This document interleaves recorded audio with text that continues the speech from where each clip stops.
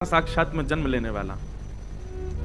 यहां सूरसेन एक मंडल था मथुरा में। उस सूरसेन मंडल के राजा थे सूरसेन, नाम ही सूरसेन।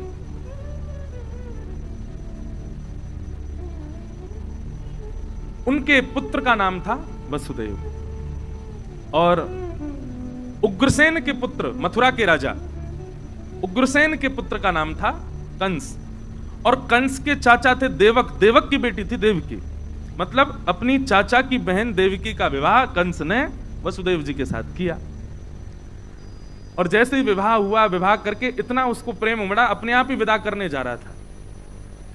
तभी आकाशवाणी हो गई, देवताओं ने कह दिया, बोले कि जिस बहन को तुम विदा करने जा रहे हो, इसी का 8वां गर्भ तुम्हारा काल होगा कंस। मृत्यु की बात पता चलते ही कंस ने अपनी बहन, कभी कभी मैं एक मन में विचार करता हूं, हमें भी अगर पता चल जाए कि कोई बहुत घनिष्ठ है और उससे हमारी मृत्यु होने वाली है, तो हम दूर रहेंगे कि नहीं? कंस का बेचारे का दोष था, लेकिन हम लोग भी ऐसे ही हैं। हमको भी पता चल जाए, ज्योतिषी बता देते हैं पानी से दूर रहना, तुम्हारी पानी में मृत्यु होगी, वो व्यक्ति पानी में जाता ही नहीं है। तुम्हारी ऊंचाई से मृत्यु होगी तो वो ऊंचाई पे ही नहीं जाता। कई लोग फ्लाइट में बैठे घबराते हैं, क्यों घबरा रहे? ज्योतिषी ने बताया था इसी से मृत्यु होगी मेरी। मृत्यु से कितना भय सब लोगों को। लेकिन अगर कभी कोई ज्योतिषी कह दे पैसा से मृत्यु होगी तुम्हारी, क्या होगा? बहुत पैसा कमा लोगे तो तुम्हारा हार्ट फेल हो जाएगा, कोई ज्योतिषी ऐसा कह दे।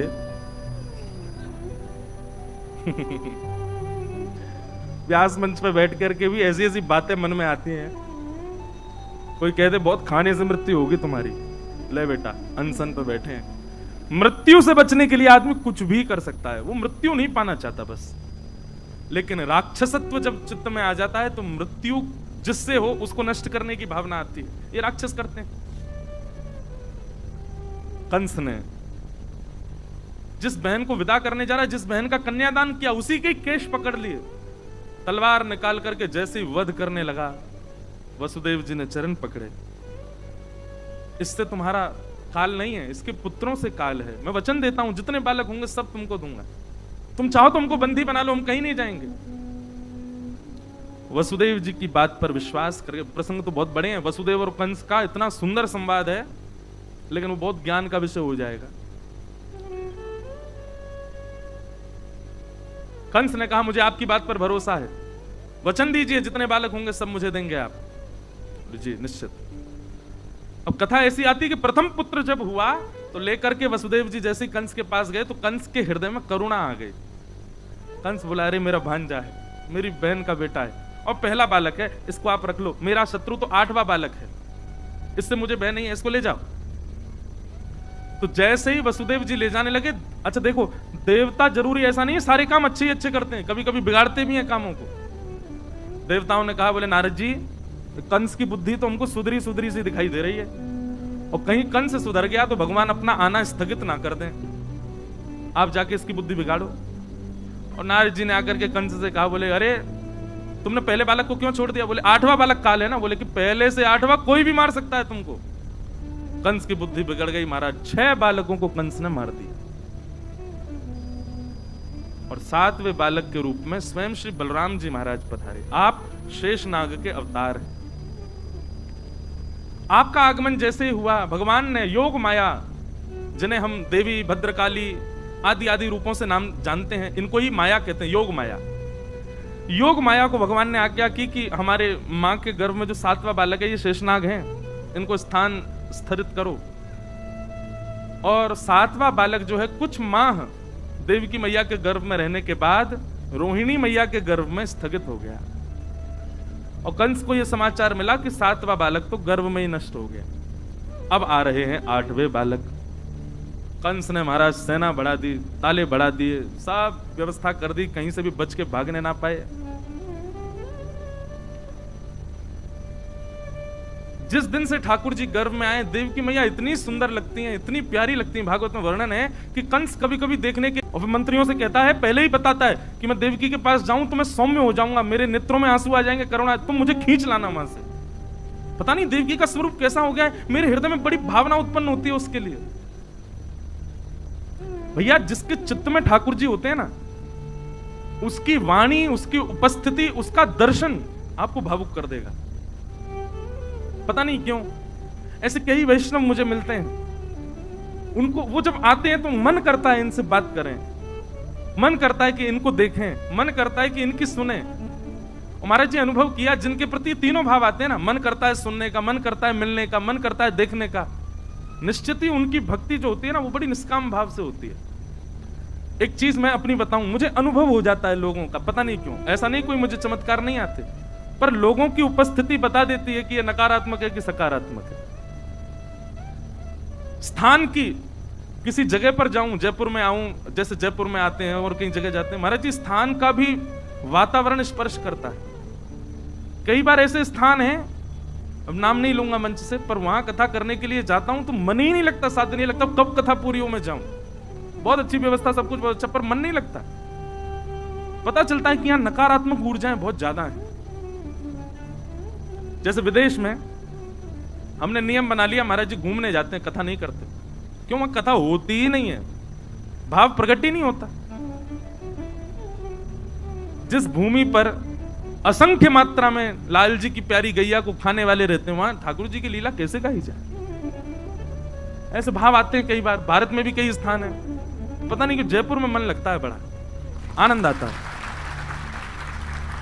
और जयपुर में चलो ये तो पंडाल की कथा है, और भी कथा है, पर वो कनक वृंदावन, हमारे पुराने गोविंद देव जी का जो भाव है ना, मेरी पूरे जीवन काल की सबसे सुंदर जगह कथा की। वहां के ठाकुर जी भी बड़े अद्भुत हैं, उनका दर्शन करके इतना आनंद आता है, ऐसे प्यारे लगते हैं। श्री गोविंद देव जी 7 वर्ष लगा करके वृंदावन से आए जयपुर में, 7 साल चलते ही रहे, कभी कहीं कभी कहीं कभी कहीं, वहां आकर के विराजे, और वहां से फिर अपने निज महल में पधारे। तो कुछ स्थान है वहां का जो ऊर्जा है वो स्पर्श करती है, व्यक्ति की ऊर्जा स्पर्श करती है। हम क्षमा कीजिएगा, दोष बुद्धि से नहीं, पर पैर छूने को मना क्यों करते हैं? नहीं मानते आप लोग। कई बार महाराज जी आप तो भाव से छू रहे हो, पर आपकी देखा देखी कोई व्यक्ति ऐसा भी है उसका भाव नहीं है, वो जबरदस्ती छू रहा है। स्पर्श से भी मन में आए हुए सारे भाव नष्ट हो जाते हैं। कई बार ऐसा होता है कि बड़े भाव से मैं गाड़ी से उतरा, लेकिन किसी का स्पर्श ऐसा हो गया कि मैं मंच पे आते सब भूल जाता हूं, और कथा में मन ही नहीं लगता 3 घंटा। इसलिए हमने कथा में आने से पहले मना किया कि कोई छुओ नहीं। उस समय भाव बहुत जल्दी नष्ट होते हैं। अब ये क्यों होता है पता नहीं, पर जिसके चित्त में ठाकुर जी हूं उसको देखने का, उसके पास बैठने का, उससे वार्ता करने का मन होता है। कई लोग होते हैं अपने आप को भगत बताते हैं, पर उनके पास बैठने से ऐसा लगता है बैटरी लो हो रही है क्या, जल्दी जाए यहां से। कई लोग ऐसे होते हैं, क्षमा करना। तो कंस की स्थिति क्या हो गई? राक्षस है लेकिन रोज देवकी को देखता है, और देवकी जी को देख करके उसके नेत्र सजल हो जाते हैं, मन में भाव आ जाता है, मुस्कुराने लगता है, प्रेम। पहले ही बोल के आता मंत्रियों को, जैसे मैं रोने लगूं मुझे खींच लाना वहां से। पता नहीं क्या हो गया, देवकी को देख के बड़ा भाव आता है। तब मंत्री बोले इसके गर्भ में मायावी बालक है, वो आपको दयालु बना रहा था कि आप उसको ना मारो और वो आपका वध कर दे। बोला हाँ सही कह रहे हो तुम, यही बात है। भादों का महीना, और जैसा कल मौसम था ना, बिल्कुल वैसा ही मौसम था। मंदम मंदम जलधरा, मंदम मंदम जलधाराएं गिर रही हैं। भागवत जी में वर्णन है कि पवन जो है ना, वायु जो है, वो मंदिराचल पर्वत के पास गई, और मंदिराचल पर्वत पर प्रकट हुए असंख्य चंदन के वृक्षों से सुगंधियां लपेट करके वायु पूरे विश्व में बह रही है। मतलब सबको इतना इतना सुख मिल रहा है, जिस किसी को भी वायु स्पर्श करती है उसके रोंगटे खड़े हो रहे हैं। सबको आज चैन की निद्रा आ रही है, सब आज बड़े आनंद में, बड़े सुख में हैं। कोई भी चिंतित नहीं है, आज सब गहरी निद्रा में चले गए हैं। पूरा विश्व आज अत्यंत आनंद और प्रसन्नता का अनुभव कर रहा है। भादों का महीना, अष्टमी तिथि, मंदम मंदम जलधरा, जलधारा मंद मंद गिर रही है, और तभी चंदन की सुगंधी से पूरा विश्व महकने लगा। कंस के कारागृह में, मथुरा में, देवकी मैया और वसुदेव जी हाथ जोड़ करके भगवान की प्रार्थना कर रहे हैं, और तभी देवकी मैया के गर्भ से एक दिव्य तेज प्रकट हुआ, अद्भुत तेज प्रकट हुआ, और उस तेज पुंज के विश्राम होते ही शंख चक्र गदा पद्मधारी श्रीमन नारायण श्री बालकृष्ण प्रभु प्रकट हो गए। बोल बालकृष्ण लाल की। सब लोग हाथ जोड़ो, नेत्र बंद करो। पहले हम श्लोक बोलेंगे, फिर उस श्लोक की व्याख्या करेंगे, जो व्याख्या हम करेंगे वो चित्र आपको अपने मन में बनाना है। तमद्भुतम बालकमंबुजे क्षणम चतुर्भुजम शंख गदायुधायुधम श्रीवत्सलक्ष्मं कलसौभकौस्तुभम पीतांबरम सांध्रिपयोधसौभगम। अब अपने चित्त में दर्शन करो, ठाकुर जी की प्रकट होते ही झांकी कैसी है। तो कह रहे हैं तमद्भुतम बालकम, ठाकुर जी छोटे से बालक ही हैं लेकिन अद्भुत बालक हैं। बोले भैया अद्भुत बालक कैसे हो गया? बोले क्योंकि ठाकुर जी की 2 भुजाएं नहीं थी जब प्रकट हुए, 4 भुजा वाले ठाकुर जी प्रकट हुए। और अद्भुत बालक क्यों हैं? बोले 4 भुजाएं भी खाली नहीं है, शंख चक्र गदा पद्म गर्भ से ही लेकर के ठाकुर जी प्रकट हुए हैं। बिल्कुल भी बड़े ठाकुर जी के स्वरूप का चिंतन मत करना, छोटे से लाल जी ही चतुर्भुज रूप में हैं। शंख चक्र गदा पद्म हाथ में धारण किया है। और पीतांबरम सांद्र पयोध सौभगम, ठाकुर जी पीतांबरी पहन करके, पीली धोती पहन करके प्रकट हुए हैं। कपड़ा लत्ता पहन के आए लाल जी, पूरे तैयार श्रृंगार करके आए अपना। और गल सौभ कौस्तुभम, गले में कौस्तुभ मणि पहन रखी है। आहा, तमद्भुतम बालकमंबुजे क्षणम चतुर्भुजम शंख गदायुधायुधम श्रीवत्सलक्ष्मं गलसौभ कौस्तुभम पीतांबरम सांध्र पयोध सौभगम। तो ठाकुर जी ने जब जन्म लिया तब 4 भुजाएं थीं, शंख चक्र गदा पद्म हाथ में थे, पीतांबरी पहन रखी थी, गले में कौस्तुभ मणि थी, और छोटे से ही नन्हे से गोपाल जी हैं, कोई बड़े रूप में प्रकट नहीं हुए। बोल बाल कृष्ण लाल की। दर्शन हुए सबको? कभी कभी मन होता है नेक्स्ट से गोपाल जी उन्हीं की 4 भुजा हूं, यो पेट निकल रहा नेक्सो से बाहर, गदमदरा से हाथ गोल मटोल लाल जी 4 भुजा, गदमदरा से पाम, गोल गोल गाल, और 4 भुजा वाले 2 दतुइयां निकल रही हैं। वैसे तो जन्म लिए दांत नहीं थे ठाकुर जी के, होते तो वर्णन आता कि दांत थे, पोपले ही भये लाल जी। ठाकुर जी को प्रकट प्रादुर्भाव हुआ। आहा, छवि देख करके निहाल हो गए देवकी और वसुदेव। बंधुओं, ठाकुर जी परब्रह्म हैं, परमात्मा हैं, त्रिलोकीनाथ हैं, पर ठाकुर जी जब अवतार लेते हैं तो 9 महीना बालक की तरह ही पेट में रहते हैं अपनी मैया के, उसको सौभाग्य देते हैं पूरा। और जैसे एक बालक अवतरण लेता है, जैसे एक बालक प्रकट होता है इस भूमि पर, वैसे ही ठाकुर जी प्रकट होते हैं। बस जिस प्रकार वह बालक बड़ा होकर के वृद्ध होकर के चला जाता है, वैसे ठाकुर जी नहीं जाते। ठाकुर जी जन्म पूरा वैसे ही लेते हैं, लेकिन उसके बाद की गति ठाकुर जी की नहीं है। 16 वर्ष से ऊपर ठाकुर जी नहीं जाते।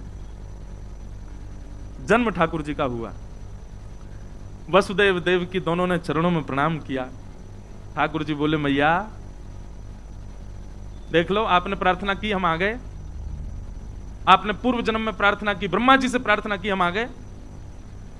देवकी मैया बोली हमने तो कहा था कि आप पुत्र बन के आओ, आप तो पिताजी बन के आए हो। शंख चक्र गदा पद्म में लेके कौन आता है? कपड़ा पहन के आए हो गर्भ से हैं, और कौस्तुभ मणि लटका के आए। मतलब यहां भी ठाकुर जी को भी श्रृंगार महाराज कितना प्रिय बताओ है। दुनिया के लोग यूं सुनने में आता है कि किसी के अंतिम संस्कार में बताओ श्रृंगार करके गया, किसी का यूं सुना श्रृंगार करके ही प्रकट हुआ। ठाकुर जी हुए श्रृंगार करके प्रकट हुए। बोले मैया हम तो शंख चक्र गदा पद्म इसलिए लेके आए, एक मामा कंस जन्म लेते ही मार देता है, इसका वध कर देंगे। देवकी मैया बोली वध तो ठाकुर जी आप चाहो तो कंस का जन्म ही ना हो, वध तो बहुत दूर की बात है, ये सब आपकी लीला है। कृपा करके एक मां को जो सुख होता है बालक को जन्म देने में, वो सुख मुझे प्रदान करो। मां का सबसे बड़ा सुख क्या है? जन्म लेते ही बालक उसके हृदय से लगा दिया जाए, और फिर मां अवकाश पाते ही अपना पयोधर बालक को पिलाए। ठाकुर जी वही तो सुख है। मेरे 7 बालकों को कंस ने मार दिया, 6 बालक मार दिए, 7वें का जन्म ही नहीं हुआ। मैं यह सौभाग्य प्राप्ति नहीं कर पाई कि अपने बालकों को अपना पयोधर पान करा सकूं। कृपा करके आप परब्रह्म मेरे यहां पुत्र बन के आए हो, छोटे से बालक बन जाओ, मुझे अनुभव करा दीजिए ना कि हाँ सच में आप बालक बन के आए हैं, मेरा पयोधर पान कर रहे हैं। ठाकुर जी बोले मैया 2 भुजा अंतर ध्यान कर देंगे, लत्ता कपड़ा सब उतार देंगे, बालक बन जाएंगे, लेकिन फिर याद रहे लीला करने के लिए फिर हमको समय चाहिए। 11 वर्ष 56 दिन के लिए हमको ब्रज भेजना, लीला करके बढ़िया माखन मिश्री खा के गोप ग्वालों के संग आनंद करके फिर आएंगे। 11 वर्ष का प्रतीक्षा करनी पड़ेगी, तब आकर के हम महाराज कंस को वध करेंगे। मंजूर हो तो बताओ। 2 ऑप्शन दिए ठाकुर जी ने, या तो हम अभी कंस को मार करके अभी चले जाते हैं लीला पूरी करके, या फिर पूरी लीला विस्तृत करें और 11 वर्ष 56 दिन का आपको वियोग सहना पड़ेगा, तो बताओ। तो मैया ने दूसरा भाव अपनाया, बोले क्षण भर का संयोग मिले, उसके बाद भले ही 11 वर्ष का वियोग मिले, कोई दिक्कत नहीं, आप गोद में आओ। ठाकुर जी ने अपनी 2 भुजा अंतर ध्यान कर ली, कौस्तुभ मणि अंतर ध्यान कर ली, और बताएं आज हरि देखे नंगम नंगा, सब वस्त्र उतार करके देखो खुद ही लेट गए, और लेट करके दोनों भुजा और हाथ उठा के रोने लगे बन गए बालक। देव की मैया ने अब जन्म लेकर के और अब तक का जो बीच का जितना भी भाव था, ठाकुर जी ने अपनी माया से सब अंतर ध्यान कर दिया। मैया को याद ही नहीं है, मैया को लगा अभी अभी बालक प्रकट हुआ है। तुरंत अपनी गोद में लेकर के अपने पयोधर का पान कराया, बहुत रुदन किया देव की मैया ने। ठाकुर जी कोमल कोमल हाथों से मैया के वक्ष का स्पर्श कर रहे हैं, कोमल कोमल भुजाओं से मैया की थोड़ी का स्पर्श कर रहे हैं। मैया अपनी अंक में भर के लाल जी को दुग्ध पान करा रही है। ठाकुर जी ने पहले ही आज्ञा कर दी थी कि हमको ब्रज ले जाना। वसुदेव जी ने पूछा कैसे लेके जाना, बोले जैसे ही हम बालक बने ये सूप है इसमें हमको बिठा देना, लेकर के सीधे ब्रज चलना। तो वसुदेव जी बोले इतने सारे सैनिक ताले लगे हैं, कैसे लेके जाऊंगा। ठाकुर जी बोले मेरी शरण ग्रहण कर लो, बंधन छोड़ने की जिम्मेवारी मेरी। लोग कहते हैं, पहले बात सुना करो यार, पहले ताली बजा देते हो। लोग कहते हैं बंधन बहुत है, कैसे ठाकुर जी की शरण में जाएं। ठाकुर जी कहते हैं बंधन छोड़ के मेरी शरण में आने की प्रतीक्षा करोगे कभी नहीं आ पाओगे, बंधन सहित आ जाओ। बंधन तोड़ने की जिम्मेवारी हमारी है, बंधन खोलने की जिम्मेवारी हमारी है। कई लोग हैं कथा में नहीं आए, महाराज जी ऑफिस है, ये है वो है। आपको पता है हम अभी ऑस्ट्रेलिया गए, कम से कम 5-6 लोगों को फायर करवाया है उनके ऑफिस से, निकाल दिया लोगों उनके सर। आप कहोगे ये क्या करो, मैंने कुछ नहीं किया। अब हम मिलने का समय रखते मंडे ट्यूसडे, उनके होते ऑफिस, अगले दिन हमको निकल जाना। बेचारे सब अपने ऑफिस से झूठ बोल बोल के आते, आकर के मिलते। 2-3 लोग तो नाचते हुए आए। मैंने क्या हो गया, बोले आज महाराज जी 6 साल से जॉब कर रहे थे, आज निकाल दिया हमको। मैं तो नाच क्यों रहे हो, बोले आप ही तो कहते हो बंधन ठाकुर जी छुड़ाते हैं मैंने कहा भैया रोजी रोटी कौन चलाएगा तुम्हारी। तो ठाकुर जी कहते हैं बंधन की चिंता मत करो, मेरी शरण ग्रहण करो, बंधन तोड़ने की जिम्मेवारी हमारी। वसुदेव जी ने जैसे ही ठाकुर जी को गोद में लिया, हाथ की हथकड़ियां खुल गईं, पैरों की बेड़ियां खुल गईं। ठाकुर जी को सूप में बैठा करके जैसे सिर पर धारण किया, चट चट चट सारे ताले खुल गए, सैनिक गहरी नींद में सोए हैं। भगवान बोले सारे बंधन खुल गए, लेके चलो हमको। और वसुदेव जी धीमी चाल से ठाकुर जी को लेकर के चल रहे हैं महाराज। आहा, जैसे ही ठाकुर जी बाहर पधारे मथुरा के कारागृह से, आकाश में देवता खड़े होकर के भगवान का दर्शन करें और देवताओं ने स्तुति गाई। सत्यम व्रतम सत्य परम त्रिसत्यम सत्यश्च योनिम निहितम च सत्ये सत्यस्य सत्यामृत सत्य नेत्रम सत्यात्मकम त्वाम शरणम प्रपन्ना। ध्यान पूर्वक हम दोबारा ये श्लोक बोलेंगे, गिनती करना कितनी बार सत्य आया, काउंट करो। सत्यव्रतम सत्य परम त्रिसत्यम सत्यश्च योनिम निहितम च सत्ये सत्यस्य सत्यामृत सत्य नेत्रम सत्यात्मकम त्वाम शरणम प्रपन्ना। कितनी बार सत्य आया, कितना? यहां वाले ने गिनती ही नहीं करी, कितना आया बताओ? 9 बार, 12 बार? यहां वाले एक साथ बोलो कितनी बार? 12 बार? 11 बार? आप लोग बताओ क्या बोल रहे हैं महाराज जी? हैं? क्या कह रहे हैं? अच्छा पड़ोसी ने बोल दिया तो हम क्या बताएं? पड़ोसी कछू भी कह दे तुम कछू मत करी हो। कितनी बार है? 11 बार? अरे यार रहने दो आप लोग भी। 9 बार? क्या 18?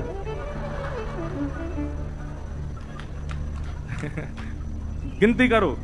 सत्यव्रतम सत्य परम त्रिसत्यम सत्यश्च योनिम निहितम च सत्ये सत्यस्य सत्यमृत सत्य नेत्रम सत्यात्मकम त्वाम शरणम प्रपन्ना। 9 बार सत्य।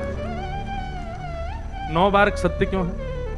सबसे बड़ा अंक है 9, 9 से बड़ा अंक नहीं है। और 9 बार सत्य कहकर के मानो देवताओं ने कह दिया केवल आप ही सत्य हो। वैसे तो 3 बार कहने से पुष्टि हो जाती है, कबूल है कबूल है कबूल है लेकिन हमारे हिंदू वैदिक सनातन धर्म में 9 बार बोला जाता है, स्वीकार है स्वीकार है स्वीकार है स्वीकार है स्वीकार है स्वीकार है स्वीकार है स्वीकार है स्वीकार है, तब ब्याह माना जाएगा। यहां 9 बार सत्य कहा ठाकुर जी को, और 9 बार कहकर के मानो पूरे विश्व को बता दिया यही बाल कृष्ण सत्य पर ब्रह्म है, इनके अलावा कोई पर ब्रह्म नहीं है। प्रमाणित कर दिया देवताओं ने। लोग आज भी संशय कर रहे हैं पर ब्रह्म कौन है, परमात्मा कौन है। देवताओं ने पहले ही बता दिया, बोले यही है पर ब्रह्म, और कहीं मत जाओ। आहा, ठाकुर जी जैसे ही जाने लगे, महाराज भागवत में तो इतना सुंदर वर्णन है कि आज हिंसक जीव भी आपस में मित्र हो गए। शेर भी दौड़ रहा है ठाकुर जी के दर्शन करने के लिए, हिरण भी दौड़ रहा है। तभी हिरण ने आकर के 1 लात मारी शेर में, पीछे हट, मैं पहले करूंगा। शेर बोला मानता नहीं, तेरा मेरा ब्रेकफास्ट है तू। बोले आज भाई हमारे ठाकुर जी का जन्म हुआ है, आज दोनों भाव से दर्शन करेंगे। और दोनों मित्र बनकर दर्शन कर रहे हैं। सर्प मूसक एक साथ दर्शन कर रहे हैं। सर्प ने फन उठा दिया ऊपर की ओर, ऊपर चल रहे हैं ना ठाकुर जी, और उस फन के ऊपर मूसक खड़े होकर दर्शन कर रहा है। आज सबको ऐसा लग रहा है कि कोई हमारा शत्रु नहीं है। जिस दिन ठाकुर जी प्रकट हुए उस दिन ऐसी स्थिति हो गई, ऐसा स्वभाव हो गया। मंदम मंदम जलधारा गिर रही थी, तभी शेषनाग आए और पीछे से छतरी बना करके ठाकुर जी के पीछे चलने लगे। वसुदेव जी को इन सब भावों का अनुभव नहीं, वो तो ऐसे भाव साम्राज्य में चले, उनको पता ही नहीं चल रहा क्या हो रहा है। गोकुल जाने के लिए देखा बीच में यमुना जी। आज यमुना जी में समुद्र की तरह उफान भर रही हैं। क्यों? क्योंकि यमुना जी सब नदियों से कहती हैं कृष्ण मेरे पति हैं। नदी कहती चल झूठी, झूठ बोलती है। बोले अगर विश्वास नहीं होता तो आज अष्टमी के दिन मेरे पतिदेव जन्म लेंगे, उसी दिन दर्शन कराएं। तो आज भारत की सारी नदियां श्री यमुना जी में है। आज भी महाराज जी ये भावना रखी जाती है कि जन्माष्टमी के दिन अगर आपने यमुना जी को प्रणाम किया तो भारत की सर्वांगीण नदियों को प्रणाम हो जाता है। सारी नदियां आती है जन्माष्टमी के दिन यमुना जी में। वृंदावन में आज अद्भुत समय है, वृंदावन में सारी नदियां हैं आज वृंदावन में। जैसे ही जाने लगे वसुदेव जी, यमुना जी ने विचार किया हमारे पतिदेव आए हैं, पैर तो छू लें। यमुना जी जैसे ही ऊपर आने लगी, ठाकुर जी बोले अरे देखना रही है ससुर जी चल लेंगे, उठी उठी आ रही है ऊपर को। अरे वसुदेव जी नेक तो लज्जा कर ले। बोले आप चरण दे दो। ठाकुर जी ने पलना वो सूप में से अपना चरण बाहर निकाला। यमुना जी ने एक हिलोर भर करके चरण स्पर्श किया और मार्ग प्रदान कर दिया। वसुदेव जी चलते जा रहे हैं, गोकुल पहुंचे। भगवान का सबसे पहला दर्शन गोकुल में किसने किया बताओ? हमारे पूज्य नाना जी बताते थे यमलार्जुन वृक्षों ने। नलकुवर और मणिग्रीव जिनकी कथा आती है, भगवान ऊखल में बंद गए तो पेड़ के बीच से निकले, वो दोनों पेड़ गिरे। हमारे नाना जी कहते बोले सब तो सो रहे थे, वो 2 वृक्ष लंबे खड़े, उन्होंने ही सबसे पहले ठाकुर जी को देखा। तो फिर नाना जी कहते संत की भले ही उनको श्राप लगा, लेकिन कितनी बड़ी कृपा, भगवान का सबसे पहला दर्शन उन दोनों को हुआ। वसुदेव जी गए और जाकर के, अब देखो कथा बहुत बड़ी हो जाएगी, बहुत सारे भाव हैं हमारे अंदर। तो अब एक भावना तो ऐसी भी है कि यशोदा मैया ने एक नहीं 2 बालकों को जन्म दिया है। ट्विंस हुए यशोदा मैया के, एक लाली और एक लाला। और जो लाला जन्म लिए हैं वो कौन है? वही नंदनंदन श्री कृष्ण है। और सूप में बैठ के जो आए ये कौन है? ये देवकी नंदन श्री कृष्ण है। वसुदेव जी जैसे ही पहुंचे तो वसुदेव जी को नंदनंदन कृष्ण दिखाई नहीं दिए। आपने जैसे ही अपना लाला वहां पधराया तो नंद नंदन कृष्ण और वसुदेव नंदन कृष्ण दोनों एक हो गए, एक में ही विद्यमान हो गए।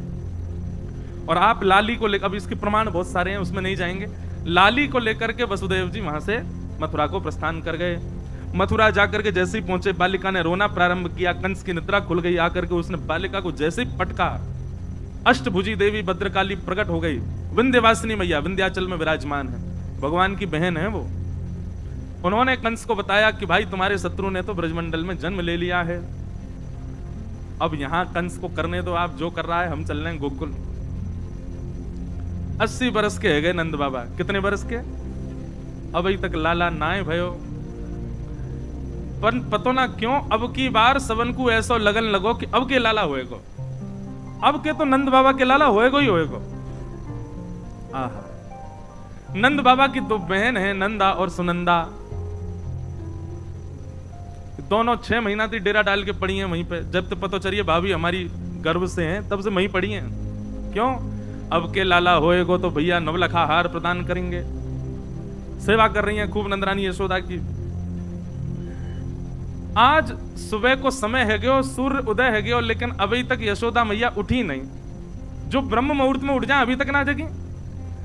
नंदा सुनंदा दोनों ने प्रवेश किया और जैसे भीतर प्रवेश करके देखो तो महाराज यशोदा मैया के बगल में नेक सो लाला मुख तक चदरिया ओढ़े और कुल बुलाए रहे हो है। क्या कर रहे हो है? कुल बुलाए रहे हो। कुल बुलाए नो मतलब अपने हाथ पांव चला रहे हो और मुख से ऐसी आवाज, छोटे छोटे बालकों की आवाज आती ना, ऐसी थोड़ी थोड़ी आवाज कर रहे हैं। ठाकुर जी बेचैन हो रहे हैं। और लाल जी हैं कैसे? बोले ऐसे लग रहे हैं मानो जैसे कोई नीली मणि रखी हो। ठाकुर जी का बहुत दिनों तक जब नामकरण संस्कार नहीं हुआ तब तक यशोदा मैया नीलमणि कह करके पुकारती, नीलमणि। नंदा सुनंदा ने जाकर के जैसे देखे, और भैया हमारी भाभी के तो बालक भयो है, लाला है कि लाली? देखो तो। सुनंदा बोली अब बात का फर्क पड़े, कोई भी हो। नंदा बोली देख लाली है वैसे कोई दिक्कत ना है, पर हम दोनों भूआ, हम कान मरोड़ सकें, मार सकें, पीट सकें, डांट सकें, काम करवा सकें। कौन थे? लाला थे। लाली तो कोमल हो, विवाह से थोड़ी करवाएंगे जी सब काम।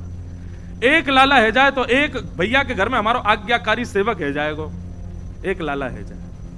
और नंदा सुनंदा ने 21 बार हरिशरणम को जाप किया, हरिशरणम हरिशरणम हरिशरणम, एक लाला है जाए बस, एक ये तो लाला ही हो।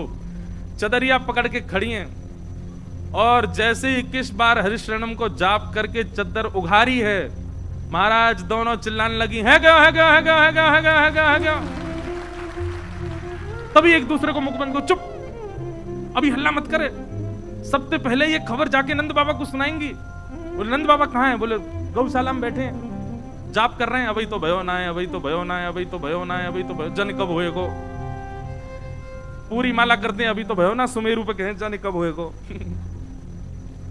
नंदा सुनंदा उछलती कूदती दौड़ती, भाई बस नेत्रन से आंसू गिर रहे हैं, बोल नहीं रही है। बीच में कोई अरे नंदा कहां भयो? अब कैसे बोले? पहले जाके तो भैया को बतानी है।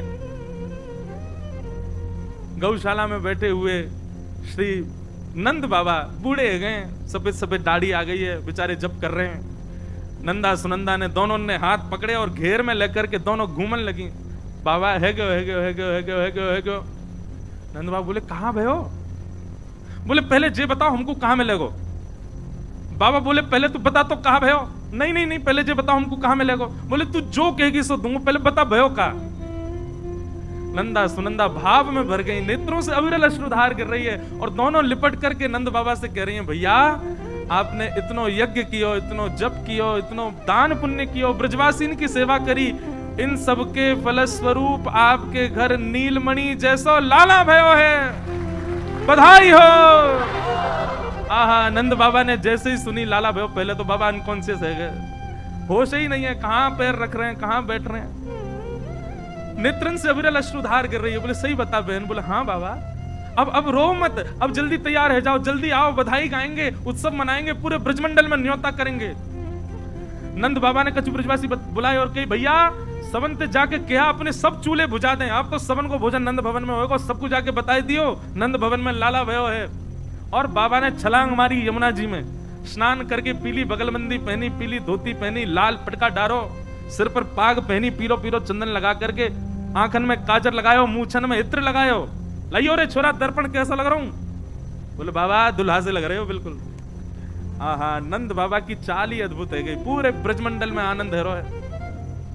जाकू भी पता चले, भागवत जी में वर्णन है, जिसको भी पता चलता है कि नंद भवन में लाला हुआ है, उसके हृदय में उतना ही सुख है जितना सुख श्री नंद बाबा जी को। मतलब जैसे इतने लोग बैठे हैं, अब यहां में देखो कईयों के नेत्र सजल हो गए, कई प्रसन्न हो रहे हैं, कई अभी माटी के मथुना से बैठे हैं। ऐसा नहीं, सब नंद बाबा जैसे हो गए, जो सुने वही नाचन लगे, सब अपने घर पे बंधन बाहर बांध रहे हैं, सब अपने अपने घर में एक दूसरे को हृदय से लगा, अरे बधाई हो, हमारे घर हमारे नंद भवन में लाला भयो है। महाराज ब्रजवासीन को जैसे ही पता चली लाला भयो है, सबरे माखन ले ले करके आए, मिश्री के बाम गोला बना बना करके एक दूसरे पर उछालन लगे। ये तो बताए हो जा रहा है सबन को कि भैया लाला भयो है। एक 80 बरस की 90 बरस की अम्मा ने करके आई, एक दांत नहीं उसके। हमारे जैसे आप क्या बोले क्या हुआ है, हमारे यहाँ बोले कहा भयो है, बोलो नेक मोहम्मद को पूरा खोलो, कहा भयो है, कहा भयो है मतलब क्या हुआ है। मैया ने देखी बाहर बड़ी हलचल मच रही है, भैया हैं ये मक्खन लुटाए जा रहे हैं, दही उड़ाई जा रही है। अरे बालकों जी कहा भयो है। जैसे ही मैया ने की कहा भयो, एक ब्रजवासी पहले थी गोला बना के बैठो, और जैसे ही मैया ने की कहा भयो वाले तक के मारो, और दांत तो है नहीं, और बिना दांत वाले इनको मुंह कैसे रहे, पोले से रहे, और जैसे ही के मुंह पे पड़ो महाराज गप ते पूरा मक्खन भीतर चलोगे। मैया जीव निकार करके अपने होटन को चाटन लगी। अरे लाला अब तो बता कहाँ भयो? अरे मैया तेरो मुंह चीकनो हैगो मीठो हैगो वो ना पता चली कहाँ भयो? अरे नंद भवन में लाला भयो है कि ना है तो और कोई काम करवानो ही ना है, तू बस कथा कर। और ऐसे सुंदर ठाकुर जी महाराज जी मलुकपीठ वाले महाराज जी एक बात कह रहे थे, मैंने अपने पिछले जन्मदिन पर महाराज जी का चातुर्मास वृंदावन में था, तो मैं महाराज जी को सुबह नियम है कि जिस दिन जन्मदिन है उस दिन सबसे प्रथम दर्शन श्री राधा रमण जी का, जाते ही सबसे पहले राधा रमण लाल जी को देखेंगे, उसके बाद यमुना जी उनको प्रणाम, ब्रजमंडल के हमारे पूर्व ब्रजमंडल जहां आज भी विद्यमान है ऐसे तटीय स्थान को प्रणाम, वहां ब्रजरानी मिल जाती है उनको प्रणाम, पूज्य महाराज जी को प्रणाम करते हैं, और फिर मलुकपीठ वाले महाराज जी अगर वृंदावन में हो तो उनको प्रणाम, फिर गिरधर लाल जी का पंचामृत अभिषेक, फिर गौशाला, ऐसे नियम क्रम रहता है सुबह से ही। तो महाराज जी से मैंने निवेदन किया, मैंने कहा महाराज जी एक के बाद एक इतनी कथाओं में व्यस्तता बढ़ गई है, कभी कभी मन में ऐसा भाव आ जाता है, दृष्टता क्षमा, कि इतनी कथाएं कहते कहते कहते कहीं भाव तो कम नहीं हो जाएगा। महाराज जी से ऐसी प्रार्थना की, क्योंकि अति सामीप्य और अति एक ही चीज की अति सर्वत्र वर्जयित शास्त्र आज्ञा करते हैं, किसी भी चीज की अति हो जाए तो वो खत्म कर देती है भाव को। आपको रसगुल्ला बहुत पसंद है, कितने पसंद आएंगे? एक या दो? कोई 5-10 खिला दे आपको, वो बात अलग है कि पेट ही मटका है पूरा, तो 2-4 तो बाकी मुंह में कहीं अटक जाएंगे। लेकिन किसी भी चीज की स्वाद, किसी भी चीज की सुंदरता तब रहती है जब वो थोड़े में ही प्राप्त हो। कहीं अति मिलने पर भाव तो नष्ट नहीं हो जाएगा। महाराज जी से ऐसी प्रार्थना की। महाराज जी बोले कि पहली बात तो बहुत ध्यान से सुनो भैया, ने चर्चा मत करो, आपका अकेले का भाव यदि ठाकुर जी के प्रति है, ठाकुर जी का स्नेह आपसे नहीं है तो जल्दी प्रेम खत्म हो जाएगा। लेकिन ठाकुर जी भी यदि आपसे प्रेम कर रहे हैं, उनका प्रीति भी आपके प्रति है, तो आनंदाम बुद्धिवर्धनम प्रतिपदम, यह प्रेम, यह आनंद दिनों दिन बढ़ेगा। दूसरी बात महाराज जी ने कही, संसार की वस्तु जो होती है ना, उसके प्रति यह भाव लागू होता है कि जितना उसका भोग करोगे वो कम होता चला जाएगा, पर ठाकुर जी के प्रति यह भाव लागू नहीं होता। ठाकुर जी के प्रति तो आप जितना समीप जाओगे उतना प्रेम और नवीन, जैसे कुआं का जल कितना भी निकालते जाओ तो और नवीन आता जाएगा, ऐसे ही ठाकुर जी के प्रति प्रेम। और तीसरी बात महाराज जी ने एक बहुत अच्छी कही, बोले कि हम और आप कथावाचक बड़े सौभाग्यशाली हैं। मैंने कहा क्यों महाराज जी? वो दुनिया के लोगों को तो ठाकुर जी के लिए समय निकालना पड़ता है, पूरा दिन संसार के लिए है, ठाकुर जी के लिए समय निकालना पड़ता है। पर हमारे साथ क्या है, पूरा दिन ठाकुर जी का है, संसार के लिए समय निकालना पड़ता है। पूरा दिन ठाकुर जी का है, हम और किसी काम के हैं ही नहीं। ठाकुर जी ने कान पकड़ रखो, बोले तो 4 घंटा मुझको याद करनो ही करनो पड़ेगा, हम पे और कुछ काम ही नहीं। आज यहाँ अभी आज हमारी छुट्टी थी वैसे तो, पर जहां प्रेम होता है वहां छुट्टी का विचार नहीं किया जाता, जहां प्रेम होता है वहां निद्रा का विचार नहीं किया जाता। आज तो सोए भी नहीं रात में। गोविंद देव जी ने ऐसा महाराज पंचामृत छिड़क दिया ऊपर, 2 बजे तक तो वही चर्चा ही चलती रही, फिर उसके बाद में उसी भाव में ही रहे, रात भर नींद ही नहीं आई। आज नींद कब आई पता है? 9 बजे जब कथा में आने का समय हो गया, फिर भागे महाराज। आज तो स्नान भी सोते सोते ही कर रहा था, लेकिन आज हमारा व्रत है। कल किस किस का था? सबका। और आज किस किस का है? वाह, कई लोग बड़े भगत हैं, 2-2 दिन व्रत कर रहे हैं। हमने तो कल महाराज खूब पकवान उड़ाए। लाला को जन्मोत्सव है, भूखे का ही पूरेंगे, खूब खाएंगे, लेकिन आज व्रत है।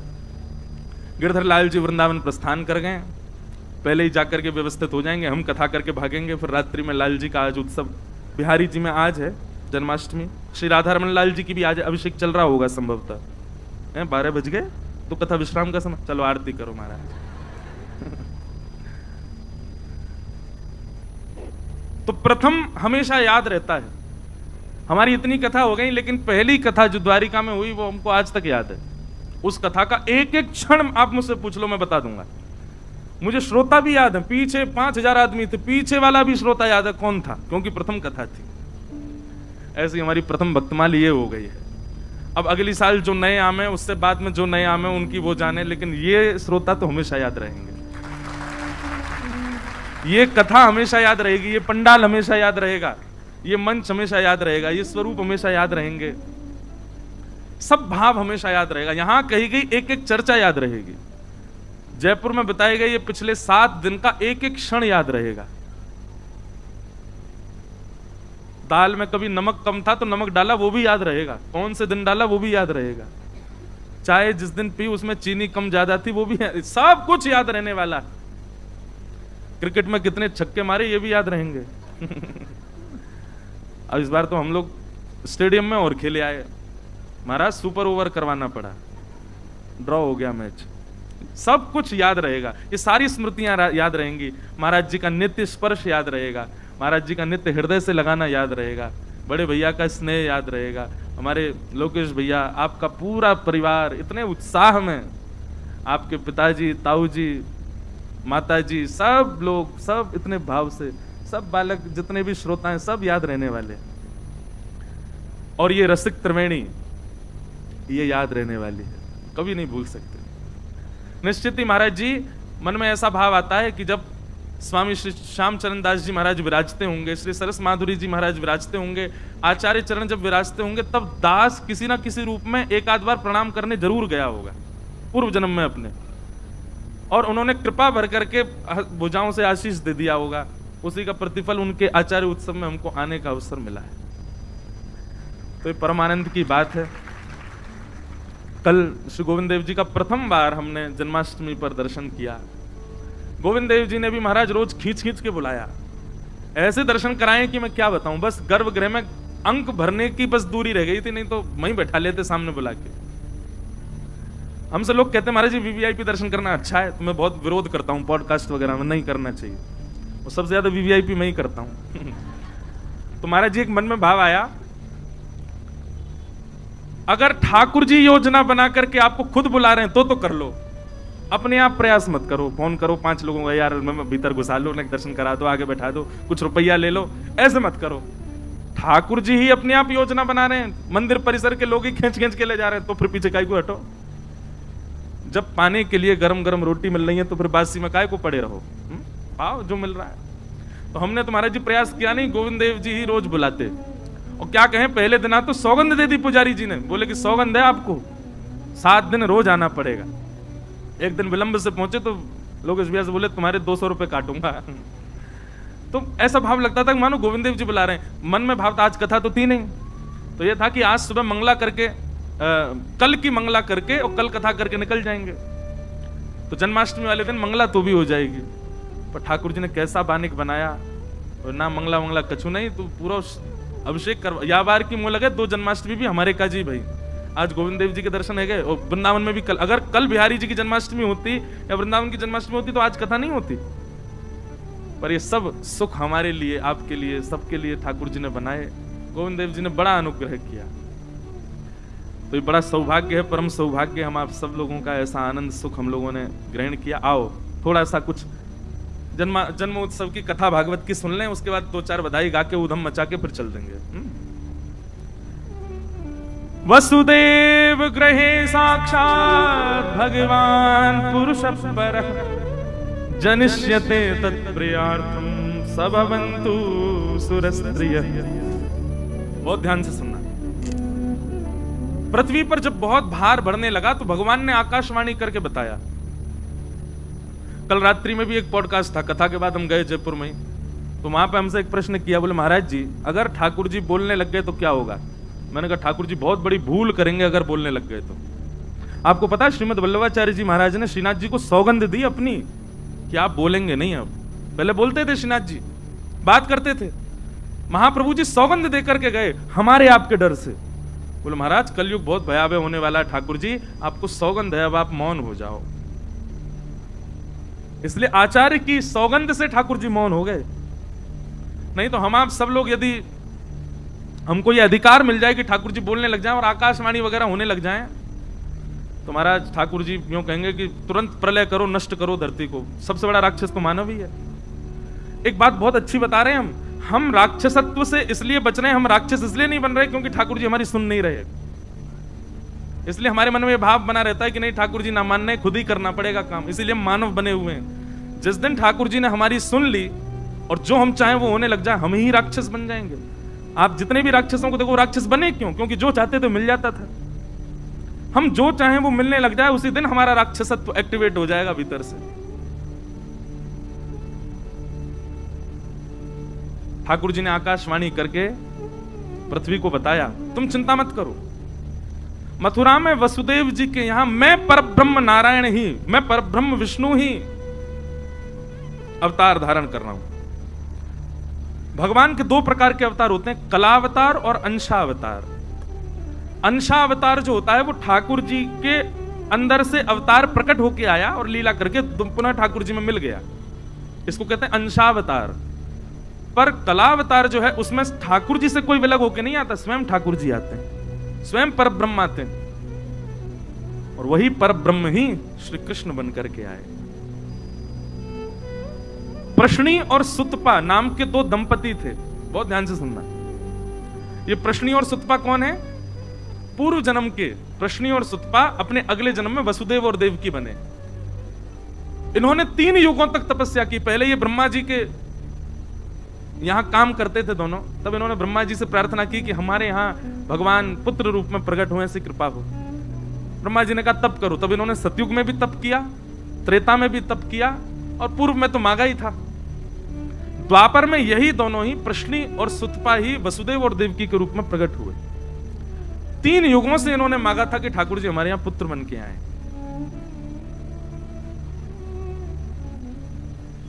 भगवान ने पृथ्वी की बात मान करके उसको आज्ञा कर दी, बोले वसुदेव जी के यहां साक्षात में जन्म लेने वाला। यहां सूरसेन एक मंडल था मथुरा में, उस सूरसेन मंडल के राजा थे सूरसेन, नाम ही सूरसेन।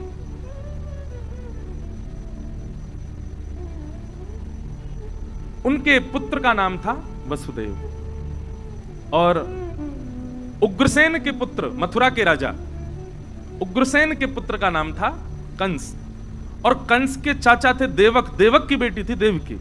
मतलब अपनी चाचा की बहन देवकी का विवाह कंस ने वसुदेव जी के साथ किया। और जैसे ही विवाह हुआ, विवाह करके इतना उसको प्रेम उमड़ा, अपने आप ही विदा करने जा रहा था। तभी आकाशवाणी हो गई, देवताओं ने कह दिया, बोले कि जिस बहन को तुम विदा करने जा रहे हो इसी का 8वां गर्भ तुम्हारा काल होगा, कंस। मृत्यु की बात पता चलते ही कंस ने अपनी बहन, कभी कभी मैं एक मन में विचार करता हूं, हमें भी अगर पता चल जाए कि कोई बहुत घनिष्ठ है और उससे हमारी मृत्यु होने वाली है तो हम दूर रहेंगे कि नहीं? कंस का बेचारे का दोष था, लेकिन हम लोग भी ऐसे ही हैं। हमको भी पता चल जाए, ज्योतिषी बता देते हैं पानी से दूर रहना, तुम्हारी पानी में मृत्यु होगी, वो व्यक्ति पानी में जाता ही नहीं है। तुम्हारी ऊंचाई से मृत्यु होगी तो वो ऊंचाई पे ही नहीं जाता। कई लोग फ्लाइट में बैठे घबराते हैं, क्यों घबरा रहे? ज्योतिषी ने बताया था इसी से ही मृत्यु होगी मेरी। मृत्यु से कितना भय सब लोगों को। लेकिन अगर कभी कोई ज्योतिषी कह दे पैसा से मृत्यु होगी तुम्हारी, क्या होगा? बहुत पैसा कमा लोगे तो तुम्हारा हार्ट फेल हो जाएगा, कोई ज्योतिषी ऐसा कह दे।